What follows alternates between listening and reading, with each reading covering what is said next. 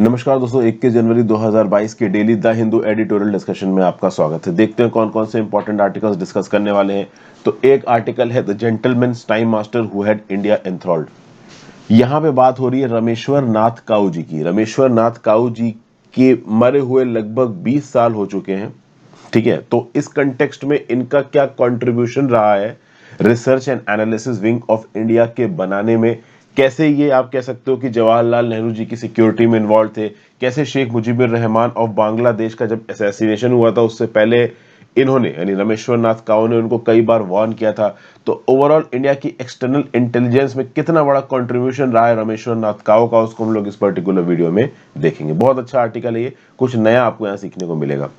फिर IAS cadre rules amendment क्यों नहीं होने चाहिए उसके बारे में यहाँ पे व्यू पॉइंट दिया हुआ है। इसको अभी के लिए मैं यहाँ पे डिस्कस नहीं कर रहा हूँ, ठीक है ना। यहाँ पे येमेन से रिलेटेड एक आर्टिकल है, इसमें एक दो पॉइंट्स एक्स्ट्रा हैं, वो मैं आपको बता दूंगा। जैसे एक पॉइंट एक्स्ट्रा ये है कि जो साउदर्न ट्रांजिशन काउंसिल है आपकी येमेन की, देखिए येमेन के अंदर बहुत सारे लोगों को लगता है कि यूएई और सऊदी अरेबिया एक दूसरे के साथ है, इन्होंने अलग कुछ नहीं किया, बट ऐसा नहीं है दोस्तों।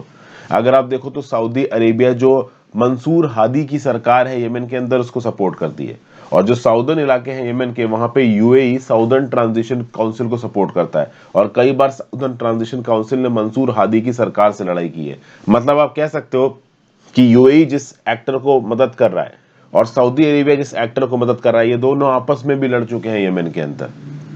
लेकिन अभी जो रिसेंटली हुआ है वहां पे सऊदी अरेबिया यूएई मिल के लड़ रहे हैं हाउदी के अगेंस्ट। तो एक छोटा सा व्यू पॉइंट है, 2-3 मिनट में ये जो एक्स्ट्रा व्यू पॉइंट है वो समझा दूंगा। फिर court and compensation, recently supreme court ने ओवरऑल 50,000 रुपए का जो कंपनसेशन तय किया था लोगों के लिए कोविड-19 के कंपनसेशन की तरह, उसको एक्चुअल में ग्राउंड लेवल पे लोगों तक पहुंचाया जा सके, उसके लिए केसेस को अपने हाथ में लिया है। मैंने करंट में भी ये चीज आपके साथ डिस्कस की थी, यहां पे भी 1-2 मिनट में रिपीट कर लूंगा। उसके बाद should the government लूजन it's purse strings, 2-3 points है यहाँ पे।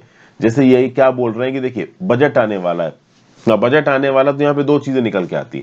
एक तो ये कि बजट में सरकार बहुत सा पैसा खत्म करे, दूसरा ये कि बजट में सरकार कम पैसा खत्म करे।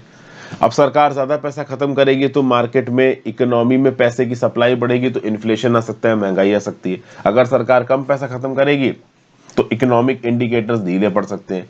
तो यहाँ पे एन.आर. भानामूर्ति साहब और एक यहाँ पे और स्कॉलर है, ठीक है ना, हिमांशु जी, ये दोनों मिलकर ये बताने की कोशिश कर रहे हैं एक दो पॉइंट्स के थ्रू कि भाई कैसे इंटरनेशनली इन्फ्लेशन बढ़ सकता है, सप्लाई साइड फैक्टर्स कैसे काम करते हैं, डब्ल्यूपीआई और सीपीआई के बीच का जो फर्क है वो बहुत ज्यादा लंबे समय तक ज्यादा नहीं रह सकता है। तो एक दो पॉइंट्स है, इन एक दो पॉइंट्स को देख के आगे बढ़ेंगे। पूरा आर्टिकल में हर चीज इंपॉर्टेंट नहीं है, जो चीज इंपॉर्टेंट उतना बताऊंगा और आगे बढ़ूंगा। और कश्मीर से एक और इंपॉर्टेंट न्यूज निकल के आ रही है। कश्मीर में एक्चुअली में कश्मीर प्रेस क्लब खुला था, ये ज्यादा दिन नहीं हुए इसको खुले हुए, 2018 में खुला था। 2018 में खुला और 2022 में ये बंद हो चुका है। क्यों बंद हुआ है? देखिए कश्मीर प्रेस क्लब कहीं पे भी होता है ना, तो वहां पे जितने भी मीडिया फ्रेटर्निटी के लोग होते हैं, जितने भी जर्नलिस्ट होते हैं, चाहे किसी भी मीडिया हाउस के हो, जैसे कश्मीर प्रेस क्लब खुला, तो वहां पे एनडीटीवी का, द हिंदू का, आपका जागरण का, हर मीडिया हाउस का जो जर्नलिस्ट है वो वहां पे जा सकता था, अपने पीयर्स के साथ इंटरैक्ट कर सकता था। कश्मीर में अगर मान लो कोई ब्लैकडाउन लग जाता है, कोई लॉकआउट लग जाता है, तो जर्नलिस्ट के जो कोई एक जगह है जाने के लिए वो प्रेस क्लब था। फीमेल जर्नलिस्ट को भी यहाँ पे मदद मिलने लगी थी। लेकिन ऐसा क्या हुआ कि यहाँ पे कश्मीर प्रेस क्लब बंद हो गया, इसके बारे में एक व्यू पॉइंट दिया हुआ है, इसको भी देख लेंगे। तो ये 5 आर्टिकल्स हैं, जो भी रेलिवेंट है रेलिवेंसी के हिसाब से डिस्कस कर लेते हैं। सबसे पहले शुरुआत हो रही द जेंटलमैन स्पाई मास्टर। आगे बढ़ने से पहले वीडियो पे लाइक का बटन दोस्तों, चैनल को शेयर और सब्सक्राइब कर दीजिए अब तक नहीं किया है तो। इंस्टाग्राम पे फॉलो कर लीजिए, टेलीग्राम ग्रुप ज्वाइन कर लीजिए, दोनों ही चीजों का लिंक नीचे दिया हुआ है। And if possible for you please click the join button, आपके ज्वाइन बटन दबाने से खासा मदद मिलती है, तो click the join button if you can. तो देखिए 20 जनवरी 2022 ये थी 20th anniversary of the passing of Rameshwar Nath cow. Rameshwar Nath cow is the founding head of raw research and analysis wing of India. आज की डेट में research and analysis wing of India के ऊपर बहुत से सवाल उठते हैं। इनकी कॉम्पिटेंसी के ऊपर सवाल उठाया गया, इसलिए नेशनल इन्वेस्टिगेशन एजेंसी बनाई गई। आज की डेट में एनआईए की ताकत रॉ से ज्यादा है, बट एक समय पर रॉ ने बहुत इंपॉर्टेंट रोल प्ले किया है इंडिया की एक्सटर्नल सिक्योरिटी को सेफगार्ड करने के लिए। और रॉ को बनाया किसने था? तो रामेश्वर नाथ काऊ का यहाँ पे एक बहुत बड़ा रोल था। और रामेश्वर नाथ काऊ की याद में आप देखोगे 2007 से लेकर 2019 तक रॉ के हेडक्वार्टर्स में होता था एनुअल काउ मेमोरियल लेक्चर, ठीक है ना। अब ये अलग बात है कि 2019 के बाद से नहीं हुआ है, रीजन बीइंग कोरोना पैंडेमिक फैल गया। ये सब तो आपको पता है कि 2019 के बाद से बहुत सी चीजें कोरोना पैंडेमिक की वजह से होल्ड पे आ गई हैं। लेकिन डेफिनेटली रामेश्वर नाथ काओ का जब भी नाम रिसर्च एंड एनालिसिस विंग के अंदर लिया जाता है तो वहां के ऑफिसर्स में एक अलग ही प्रकार का जोश आ जाता है। इन्होंने जो देश के लिए किया है वो अनपैरेलल्ड है, ठीक है। नो डाउट इंडियन इंटेलिजेंस में एक अनपैरेलल्ड कंट्रीब्यूशन है किसका, रामेश्वर नाथ काओ का। अब ऐसा क्या था ओवरऑल रामेश्वर नाथ काओ के अंदर कि इन्होंने रॉ के लिए बहुत कुछ किया। पहली बात तो ये आते थे कश्मीरी पंडित कम्युनिटी से। अगर आप देखो इंदिरा गांधी जी के जो भी ट्रस्टेड एडवाइजर्स थे बहुत सारे कश्मीरी पंडित थे। एक कश्मीरी पंडित इसमें कौन थे, रामेश्वर नाथ काओ साहब थे। तो जवाहरलाल नेहरू जी की सिक्योरिटी की बात की जाए, जब जवाहरलाल नेहरू जी प्रधानमंत्री थे तो इनकी सिक्योरिटी का भार भी कुछ समय के लिए रामेश्वर नाथ काओ को दिया था। उस समय पे वो इंटेलिजेंस ब्यूरो में एक यंग असिस्टेंट डायरेक्टर थे। जी हाँ, इंटेलिजेंस ब्यूरो में शुरुआत में यंग असिस्टेंट डायरेक्टर की तरह अपनी इनिंग शुरू की। जवाहरलाल नेहरू जी की सिक्योरिटी का काम था रामेश्वर नाथ काओ के पास। धीरे धीरे ओवरऑल इन्होंने अपने स्टैचर को बढ़ाया इंटेलिजेंस ब्यूरो के अंदर, धीरे धीरे ये बड़े बने और 1968 में इन्हें हेड बना दिया गया raw, research and analysis wing का। रामेश्वर नाथ काओ का इंडिया की सिक्योरिटी में, इंडिया की इंटेलिजेंस में एक बहुत बड़ा रोल है कि भाई इन्होंने एक्सटर्नल और इंटरनल इंटेलिजेंस के बीच में डिस्टिंक्शन रखा। देखिए आज के दिन में अगर एक्सटर्नल इंटेलिजेंस और इंटरनल इंटेलिजेंस को देखा जाए तो बहुत हद तक ये दोनों एक दूसरे के साथ जुड़े हुए हैं। आज की डेट में ऐसा बहुत कुछ हो गया है। जैसे फॉर एग्जांपल इंटरनल इंटेलिजेंस में मैं आपको एग्जांपल दूं तो नॉर्थ ईस्ट में जो इंसर्जेंट ग्रुप्स हैं इनको चाइना सपोर्ट करता है, तो चाइना आ जाएगा एक्सटर्नल इंटेलिजेंस में और नॉर्थ ईस्ट के इंसर्जेंट्स आ जाएंगे इंटरनल इंटेलिजेंस में। तो आज की डेट में इंटरनेशनल टेररिज्म कुछ इस प्रकार से इवॉल्व हुआ है कि एक्सटर्नल और इंटरनल इंटेलिजेंस के बीच का डिस्टिंक्शन थोड़ा थोड़ा ब्लर होता जा रहा है।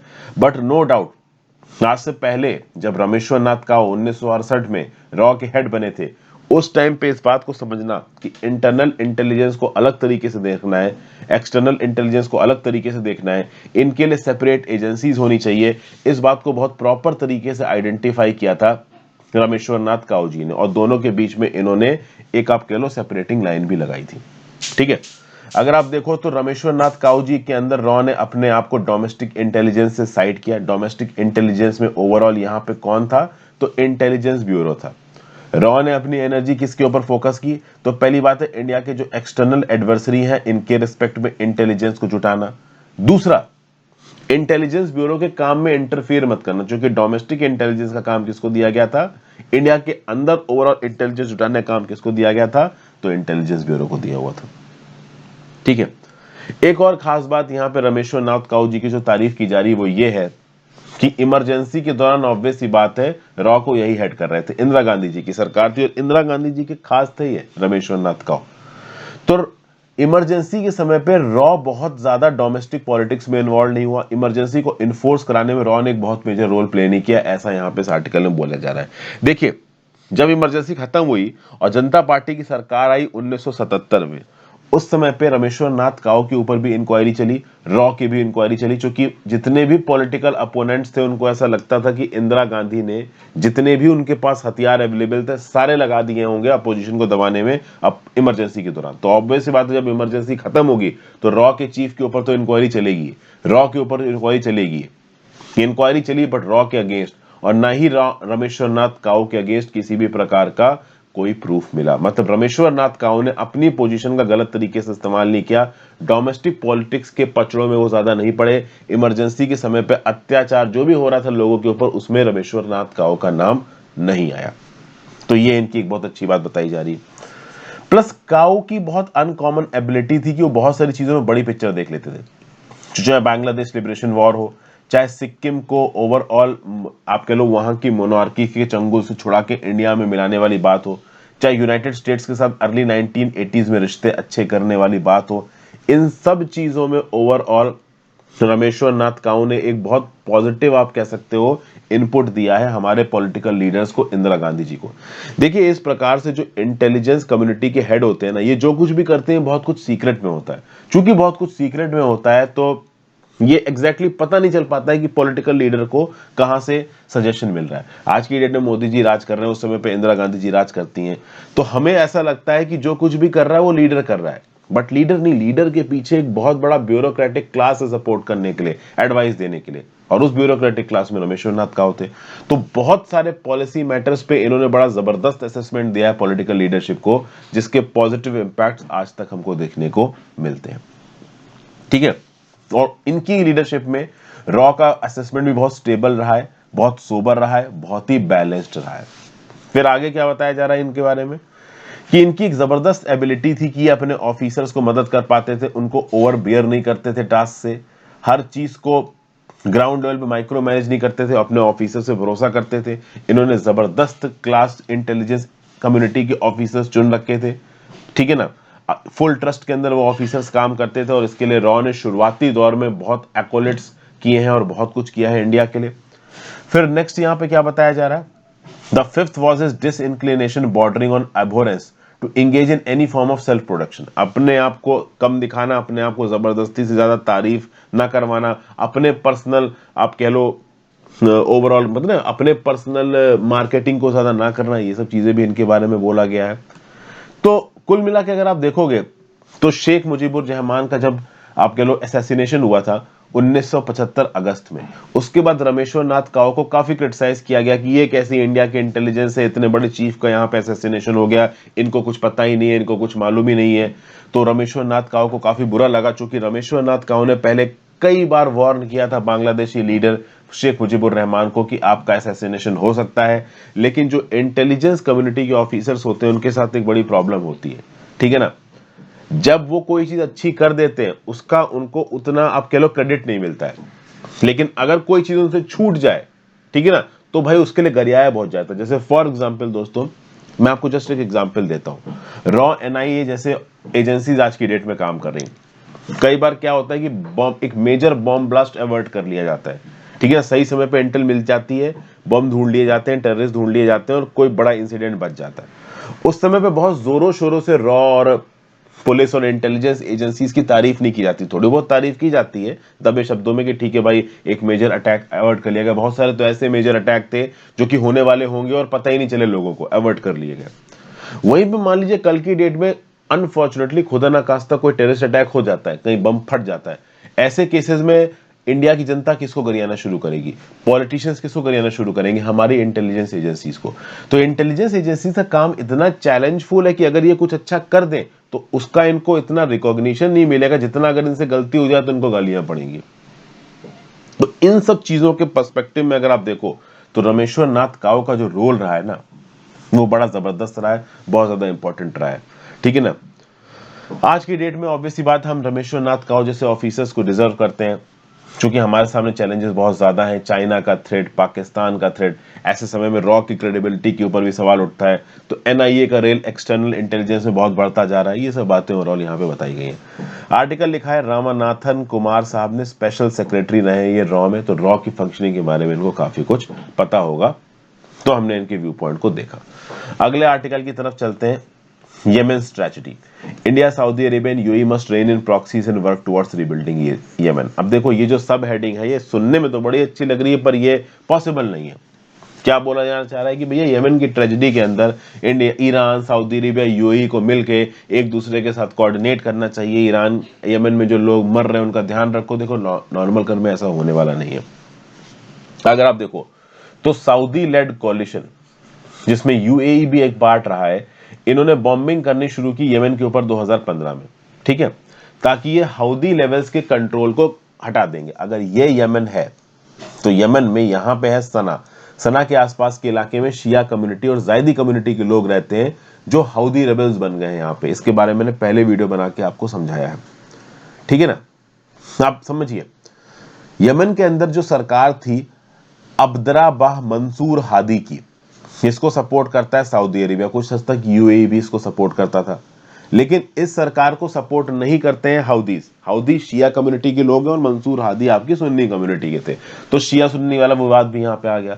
हाउदीज को पीछे से सपोर्ट देने लगा ईरान, हाउदीज ने कुछ इलाकों पे अपना कंट्रोल कर लिया और मंसूर हादी को बाहर निकाल दिया, तो सऊदी अरेबिया ने हाउदीज के ऊपर अटैक कर दिया। अब शुरुआती दौर में तो सऊदी अरेबिया और यूएई मिल के एक दूसरे के साथ अटैक कर रहे थे, लेकिन पिछले 1-2 सालों में कुछ ऐसा हुआ है, 1-2 सालों से पहले, जैसे कि अगर आप देखोगे 2015 में वॉर शुरू हुआ, 2017, 18, 19 के लगभग यूएई सीधे सीधे सऊदी अरेबिया के साथ नहीं था, क्योंकि यूएई के अलग इंटरेस्ट है। मैंने जैसा आपको बताया ना कि ये यमन है, तो यूएई जो साउदर्न इलाका है आपका यमन का, उसमें चाहता है कि भाई हाउदी रेबल्स का कंट्रोल ना आए। तो ये जो साउदर्न इलाके में बाब अल मंदाब स्ट्रेट के आसपास का इलाका है, एडन के आसपास का इलाका है, ये सब हाउदी के कंट्रोल में ना जाए। तो साउदर्न यमन में एक बॉडी है साउदर्न ट्रांजिशन काउंसिल, इसको सपोर्ट करता है यूएई। कई बार तो ऐसा हुआ है कि मंसूर हादी की सरकार, जिसको सऊदी अरेबिया सपोर्ट करती है, और साउदर्न ट्रांजिशन काउंसिल, जिसको यूएई सपोर्ट करती है, ये आपस में लड़ रहे हैं। एक लिमिट से ज्यादा मंसूर हादी के जो सोल्जर्स हैं, सपोर्टर्स हैं, जो आर्मी है, वो साउदर्न ट्रांजिशन काउंसिल के इलाके में नहीं घुस पाई है यूएई की वजह से। तो यमन की सारी चीजों में सऊदी अरेबिया और यूएई एक दूसरे के साथ हैं, अगर आप ऐसा सोच रहे हो तो यह गलत है।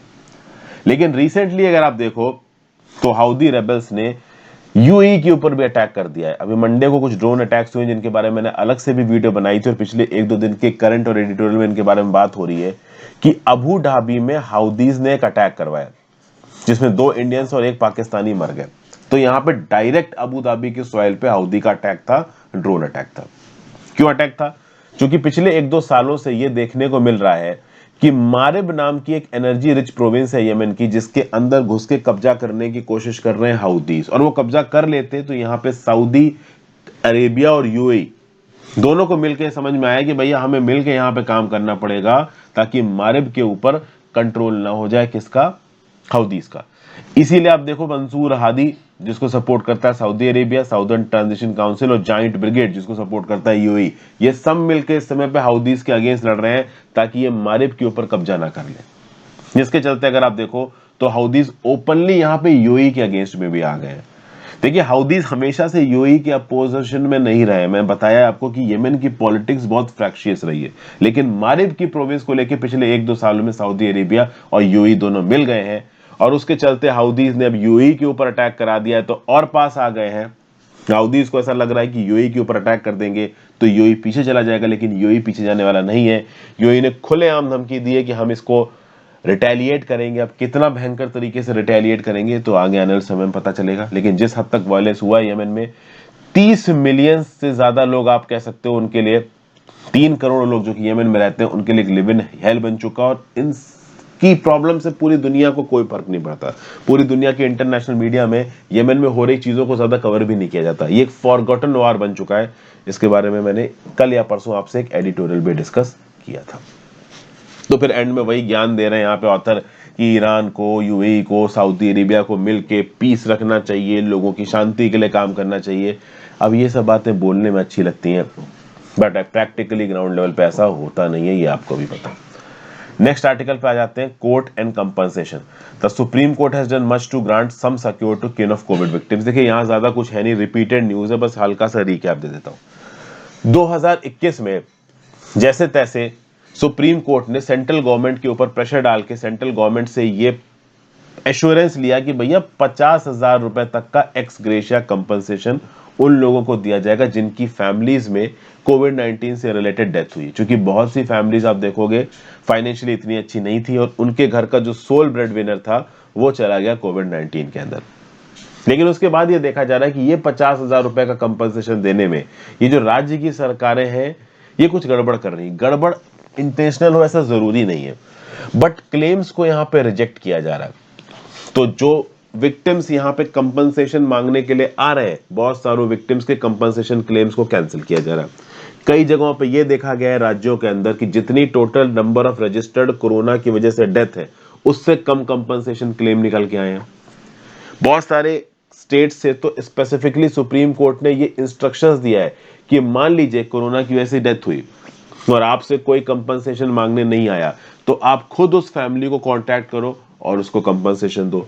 कई जगहों पे ये हुआ है कि डेथ सर्टिफिकेट में कोविड-19 एक रीजन नहीं लिखा है, लेकिन किसी ना किसी पॉइंट पे वो पर्टिकुलर पर्सन कोविड पॉजिटिव था, उसको कोई कोमॉर्बिडिटी थी, तो वो कोमॉर्बिडिटी की वजह से मर गया और उसको कोविड-19 की डेथ नहीं बोला गया। ऐसे केस में सुप्रीम कोर्ट ने क्लियर कट बोला है कि वो कोविड-19 की डेथ ही मानी जाएगी। तो सुप्रीम कोर्ट अपना पूरा जोर लगा रहा है कि ये 50,000 रुपए का एक्सग्रेशिया पेमेंट तो कम से कम लोगों को मिले।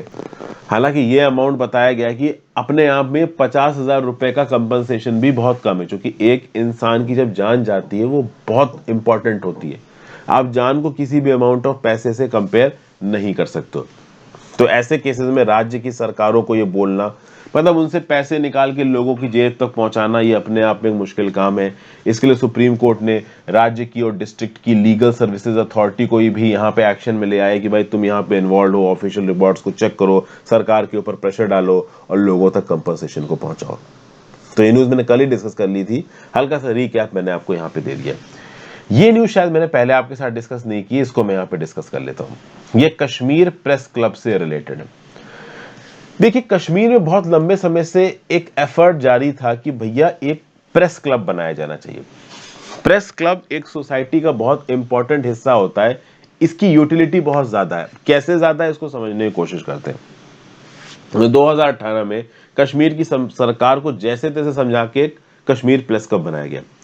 देखिए, प्रेस क्लब एक इंडिपेंडेंट मीडिया जर्नलिस्ट, ये किसी भी सरकार को पसंद नहीं आते, ना ही ये ब्यूरोक्रेट्स को पसंद आते। बहुत लंबे समय से अगर आप देखोगे तो पॉलिटिकल और ब्यूरोक्रेटिक अपोजिशन था जम्मू एंड कश्मीर में कि भाई यहाँ पे कोई भी प्रेस क्लब ना खुले। लेकिन फिर भी आप देखो तो कश्मीर प्रेस क्लब, जिसके अराउंड 300 मेंबर्स थे, 300 मेंबर्स थे, ये जैसे तैसे करके 2018 में कश्मीर वैली में खुल गया। अब आप कह सकते हो कि जब कश्मीर प्रेस क्लब खुला तो ये एक कलेक्टिव एड्रेस था कश्मीर की मीडिया फ्रेटर्निटी का। कश्मीर में एक वायलेंट कॉन्फ्लिक्ट चल रहा है पिछले 3 डेकेड से, खत्म होने का नाम नहीं ले रहा है। कश्मीर में अक्सर का सिक्योरिटी रिस्ट्रिक्शंस लगे होते हैं, कम्युनिकेशन रिस्ट्रिक्शन हो जाते हैं। कम्युनिकेशन रिस्ट्रिक्शन मतलब कि अब इंटरनेट बंद कर दिया सरकार ने, इंटरनेट बंद कर दिया तो ब्रॉडबैंड चलना बंद हो गया, तो लोग इंटरनेट से कनेक्टेड नहीं है। आप बोलोगे सरकार इंटरनेट क्यों बंद करेगी कश्मीर वैली में? तो कश्मीर वैली में Pakistani sponsored fake news circulate की जाती हैं, तो इंटरनेट डिस्कनेक्ट करने से वो फेक न्यूज का सर्कुलेशन रुक जाता है, तो किसी कम्युनल वायलेंस जैसी चीजों को आप सही समय पर रोक सकते हो। तो कुल मिला के जो कश्मीर प्रेस क्लब था, इसका यूटिलिटी क्या थी? तो भाई ये एक प्रकार का पोस्टल एड्रेस था लोकल और विजिटिंग जर्नलिस्ट के लिए, इनफैक्ट फॉरेन करस्पॉन्डेंट के लिए। तो मान लो कल की डेट में कश्मीर में कोई प्रॉब्लम हो जाती, कर्फ्यू लग जाता है, या कश्मीर में इंटरनेट का एक्सेस तोड़ दिया जाता है, या मान लीजिए कश्मीर में खाने पीने की कमी हो जाती, कोई भी इमरजेंसी टाइप की सिचुएशन आ जाती कश्मीर में, तो कश्मीर प्रेस क्लब एक अकेला एड्रेस होगा कश्मीर के मीडिया पर्सनल्स और जर्नलिस्ट के लिए। कश्मीर के जर्नलिस्ट इस कश्मीर प्रेस क्लब में जा सकते हैं, वहां पे उनको इंटरनेट की एक्सेस मिल जाएगा, फूड का एक्सेस मिल जाएगा। जैसे फॉर एग्जांपल यहाँ पे ऑथर ने बताया है, ऑथर कौन है इस आर्टिकल के? तो ऑथर है भाई आशिक पीरजादा। तो आशिक पीरजादा ने यह बताया कि जब 5 अगस्त 2019 को केंद्र की सरकार ने जम्मू एंड कश्मीर के स्पेशल स्टेटस को खत्म कर दिया, कम्युनिकेशन तोड़ दिया गया, सारे नेटवर्क अकबर बंद थे, तो दिल्ली में जो इनका ऑफिस था उसके साथ ये कांटेक्ट नहीं कर पा रहे थे और कश्मीर के अंदर की न्यूज को ये रिपोर्ट नहीं कर पा रहे थे, तो ये करें क्या? तो जब कश्मीर प्रेस क्लब बना हुआ था तो ये कश्मीर प्रेस क्लब चले गए, तो ये कश्मीर प्रेस क्लब पहुंचे और इनके ऑफिस वाले कश्मीर प्रेस क्लब पहुंचे थे, तो वहां पे ये दोनों एक दूसरे के साथ मिल गए। तो यहां पर अब देखो कश्मीर प्रेस क्लब ने क्या किया, जर्नलिस्ट और मीडिया फ्रेटर्निटी के लोग अगर किसी इमरजेंसी के चलते इनका कांटेक्ट एक दूसरे में टूट जाता है अपने ऑफिस, जैसे मान लीजिए मैं ही किसी जर्नलिस्टिक मीडिया हाउस में काम करता हूं, मान लो मैं द हिंदू में काम करता हूं और द हिंदू की रिपोर्टिंग कर रहा हूं मैं कश्मीर में, कल की डेट में एकदम से इंटरनेट टूट जाता है, फोन काम नहीं कर रहा है और मुझे द हिंदू के अपने बॉसेस से बात करनी है, तो मैं क्या करूंगा? कश्मीर प्रेस क्लब चला जाऊंगा, वहां पर कोई ना कोई तो मिल ही जाएगा द हिंदू वाला मेरे को। तो इस प्रकार से मीडिया फ्रेटर्निटी के लोगों के बीच में कनेक्ट बनाने के लिए, और जरूरी नहीं है कि मैं अपने ही ऑफिस वालों के साथ कनेक्शन में आऊंगा कश्मीर प्रेस में, मैं किसी और मीडिया वाले के साथ भी वहां पे बात कर सकता हूं। तो ये एक बहुत इंपॉर्टेंट रोल था कश्मीर प्रेस क्लब का, कश्मीर फ्रेटर्निटी की जो जर्नलिस्ट है और कश्मीर में जो फॉरेन से जर्नलिस्ट आ रहे हैं, जो बाकी देश से जर्नलिस्ट आ रहे हैं, इनको आपस में जोड़े रहने के लिए ये कश्मीर प्रेस क्लब बहुत इंपॉर्टेंट था। ये एक प्रकार की सेंस ऑफ सिक्योरिटी प्रोवाइड कर रहा था, सेंस ऑफ कम्युनिकेशन प्रोवाइड कर रहा था कश्मीर में जो भी जर्नलिस्ट काम कर रहे हैं उनको। ठीक है ना भाई? फिर अगर आप देखो तो कश्मीर के अंदर कश्मीर प्रेस क्लब एक और चीज में बहुत इंपॉर्टेंट था, कश्मीर के अंदर जर्नलिस्ट का हरेसमेंट देखा गया, उनको समन इशू किए जाते हैं, स्ट्रिंजेंट सेक्शंस और डिटेंशंस के अंदर उनको जेल में डाल दिया जाता है। तो ऐसे केसेस में फ्री और फेयर जर्नलिज्म का फ्लैग बेरर था ये कश्मीर प्रेस क्लब। अब कश्मीर प्रेस क्लब 2018 में बना, लेकिन 2021 आते आते उसमें हो गई कुछ प्रॉब्लम। क्या प्रॉब्लम हुई? तो हुआ यहां पे यह है कि भाई 29 दिसंबर 2021 को जो रजिस्ट्रेशन, देखिए समय समय पे ऐसे प्रेस क्लब का, चूंकि ये प्राइवेट सोसाइटीज होती है, इनके रजिस्ट्रेशन को रिन्यू करना पड़ता है, तो सरकार ने 29 दिसंबर 2021 को इसके रजिस्ट्रेशन को रिन्यू नहीं किया, जेएंडके सरकार ने। ठीक है, अभी के लिए तो यूनियन टेरिटरी की गवर्नमेंट है वहां पे, चूंकि इलेक्टेड गवर्नमेंट तो कोई आई नहीं है। इसको लेके क्या हुआ कि कुछ धरना प्रदर्शन किया। क्या हुआ कि कुछ जर्नलिस्ट इस कश्मीर प्रेस क्लब में जबरदस्ती घुस गए और इसके एडमिनिस्ट्रेशन के ऊपर उन्होंने कंट्रोल कर लिया। मतलब यहां पे ऑथर ये इनडायरेक्टली कहने की कोशिश कर रहा है कि जो सरकारी रजिस्ट्रेशन था वो कश्मीर प्रेस क्लब को मिला नहीं, तो लीगली वो एक सोसाइटी रही नहीं। उसके 10-15 दिन बाद क्या होता है कि कश्मीर प्रेस क्लब में कुछ जो जर्नलिस्ट है वो जबरदस्ती घुसते हैं और वायलेंट तरीके से कश्मीर प्रेस क्लब के ऊपर कब्जा कर लेते हैं। और इस इवेंट का फायदा उठा के सरकार क्या करती है कि कश्मीर प्रेस क्लब की रजिस्ट्रेशन को कैंसिल कर देती है। और ओवरऑल इसका एंड रिजल्ट क्या निकल के आता है? इतने सालों की मेहनत के बाद बड़ी मुश्किल से एक ऐसा प्लेटफॉर्म कश्मीर के अंदर जो बना था, जहां पे मीडिया पर्सनल्स, जर्नलिस्ट एक दूसरे के साथ एंगेज कर सकते थे, वो प्लेटफॉर्म भी यहां पे ठप हो गया, वो प्लेटफॉर्म भी यहां पे बंद हो गया, जो कि कश्मीर की जर्नलिस्टिक फ्रेटर्निटी के लोगों के लिए बिल्कुल भी अच्छा नहीं है। तो ओवरऑल ये बातें यहां पे बताई जा रही हैं, ठीक है ना। इलेक्शन कमीशन के मेंबर भी रह चुके थे ऑथर। ये तो कह रहे थे कि पहली बार जब क्लब में इलेक्शंस हुए थे 2019 में, तब इन्होंने पार्टिसिपेट किया था। अभी तो कश्मीर प्रेस क्लब के अंदर कुछ जर्नलिस्ट जबरदस्ती घुस गए, उसका इलेक्शन नहीं होने दे रहे थे, इसके बेसिस पे सरकार ने रजिस्ट्रेशन को रद्द कर दिया। तो यहाँ काफी पॉलिटिक्स हो गई है। अभी के लिए Kashmir press club as good as nothing हो चुका है। तो ये मैं कहूंगा कि सच में एक जेन्युइनली अच्छी न्यूज नहीं है। इस प्रकार के कश्मीर प्रेस क्लब्स, इस प्रकार के प्रेस क्लब्स जहां पे भी होते हैं, वो जर्नलिस्टिक फ्रेटर्निटी की काफी मदद करते हैं और एक लिमिट से ज्यादा एक जर्नलिस्ट को गलत भी नहीं बोलने देते, क्योंकि जब बहुत सारे जर्नलिस्ट एक जगह पे होंगे तो आप एक लिमिट से ज्यादा फेक न्यूज सर्कुलेट नहीं कर सकते। कहीं ना कहीं जेन्युइननेस आती है, कहीं ना कहीं सरकार के ऊपर भी कंट्रोल आता है, कहीं ना कहीं लोग एम्पावर होते हैं जो कि उनको सही न्यूज मिलती है, और वो चीज यहाँ पे गड़बड़ा गई है कश्मीर प्रेस क्लब के ऑलमोस्ट इनफेक्टिव होने की वजह से। तो ये एक आर्टिकल था जो मैंने आपके साथ डिस्कस किया। अगले अपने आखिरी आर्टिकल चलते हैं, should the government लूजन it's purse strings. तो भैया देखो, सवाल सिंपल है। यहाँ पे बजट आने वाला है 10 दिन के अंदर, 1 फरवरी को बजट पेश होगा। अब इस बजट में सरकार ज्यादा पैसा खत्म करे या कम पैसा खत्म करे, ये सवाल है, ठीक है। तो देखिए यहां पे एक सवाल पूछा गया, what is your view on the current trend in price inflation. तो इसका जवाब एनआर भानुमूर्ति क्या दे रहे हैं? इनका जवाब ये देना कि देखिए भाई, रिटेल इन्फ्लेशन आरबीआई के हिसाब से समवेयर 5.6% के आसपास घूम रहा है, और आरबीआई ने बोला है कि भाई मार्च 2022 तक भी ये जो इन्फ्लेशन है वो 6% के नीचे ही रहेगा। तो इन्फ्लेशन एक्सपेक्टेशंस के हिसाब से देखा जाए तो आरबीआई की जो प्रोडक्शंस होती हैं वो ज्यादातर सही होती हैं, लेकिन यहाँ पे कुछ प्रॉब्लम्स हैं, कुछ पेंडिंग इश्यूज है जिसको सोच के हमें घबराने की जरूरत है। जैसे कि इंटरनेशनल मार्केट्स में जो ऑयल के प्राइसेस है वो $87 पर बैरल पे पहुंच चुके हैं, और जब ऑयल के दाम इंटरनेशनल मार्केट्स में बढ़ेंगे तो ऑब्वियस सी बात है वो डोमेस्टिक मार्केट में भी बढ़ेंगे। प्लस इंडिया के अंदर सप्लाई साइड कंस्ट्रेंट्स की वजह से इन्फ्लेशन आता है। तो ये 3-4 चीजें यहाँ पे ऐसी हैं जिसके चलते आगे आने वाले समय में आरबीआई का प्रेडिक्शन बिगड़ सकता है। जितना हम इन्फ्लेशन एक्सपेक्ट कर रहे हैं उससे ज्यादा महंगाई यहाँ पे हो सकती है, ठीक है। बट फिर भी एंड में यहाँ पे हिमांशु जी और एन भानुमूर्ति जी एक प्रकार का पॉजिटिव अप्रोच दिखा रहे हैं। इनका ये बोलना है कि आरबीआई जब भी एजम्पशन करता है या कोई टारगेट सेट करता है तो टारगेट ज्यादातर सही होते हैं। तो मतलब अगर आरबीआई बोल रहा है कि मार्च 2022 तक इन्फ्लेशन 6% के अंदर ही रहेगा, तो हम मान सकते हैं कि अंदर ही रहेगा। हालांकि एक इशू और है, होलसेल प्राइस इन्फ्लेशन 13 से 14% की रेंज में चल रहा है और रिटेल इन्फ्लेशन 5 से 6% की रेट में चल रहा है, 8% का फर्क है। तो होलसेल प्राइस इंडेक्स और सीपीआई के बीच का जो इतना बड़ा गैप है ये बहुत लंबे समय तक सस्टेन नहीं कर सकता। तो हमें शॉर्ट टर्म में होलसेल प्राइस इन्फ्लेशन को कम करने की जरूरत है, क्योंकि होलसेल प्राइस इन्फ्लेशन ज्यादा है तो रिटेल इन्फ्लेशन भी आने वाले समय में ज्यादा हो ही जाएगा। तो सही समय पे इसको रोक देने की जरूरत है, ऐसा ऑथर यहाँ पे बोल रहा है। तो इतना बड़ा जो गैप नजर आ रहा है डब्ल्यूपीआई के बीच में, सीपीआई के बीच में, ये लंबे टर्म में सस्टेनेबल नहीं है। फिर यहां पे बात हो रही कि बजट में सरकार को ज्यादा पैसा खत्म करना चाहिए या नहीं करना चाहिए। तो भैया इकोनॉमिक रिकवरी के लिए हिमांशु जी यहां पे क्या बोल रहे हैं कि सरकार को अपना पर्स खोलना पड़ेगा, सरकार को लोगों की इनकम भी अच्छी करनी पड़ेगी और सरकार को सोशल सिक्योरिटी स्कीम्स में भी ज्यादा पैसा खत्म करना पड़ेगा, ठीक है ना। और ऐसे केसेस में पब्लिक डेब्ट टू जीडीपी रेशियो आगे बढ़ेगा ही बढ़ेगा। देखिए, लोगों की जब इनकम बढ़ती है तो प्राइवेट कंजम्पशन एक्सपेंडिचर बढ़ता है। दो प्रकार के कंजम्पशन एक्सपेंडिचर होते हैं, एक होता है प्राइवेट, एक होता है पब्लिक। जब मेरे आपके जैसे लोग अपनी कमाई से मार्केट में जाके चीजें खरीदते हैं तो वो प्राइवेट कंजम्पशन हो जाता है, और जब सरकारी पैसे के थ्रू मार्केट से चीजें खरीदी जाती हैं तो पब्लिक कंजम्पशन होता है।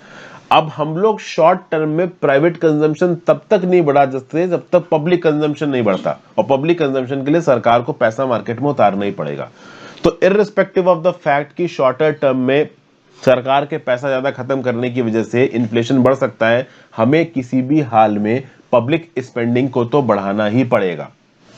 तो सीपीआई इन्फ्लेशन के इस 2 से 6% के ब्रैकेट में रहने के डर की वजह से सरकार आगे आने वाले समय में पैसा ना खर्च करे, ये गलत होगा। ओवरऑल सरकार को पैसा खर्च करना पड़ेगा, अपने कंजम्पशन एक्सपेंडिचर को यहाँ पे बढ़ाना ही पड़ेगा, ऐसा यहाँ पे ऑथर बोल रहा है। बाकी कुछ बहुत एक्स्ट्रा ऑर्डिनरी यहाँ पे नहीं लिखा हुआ है।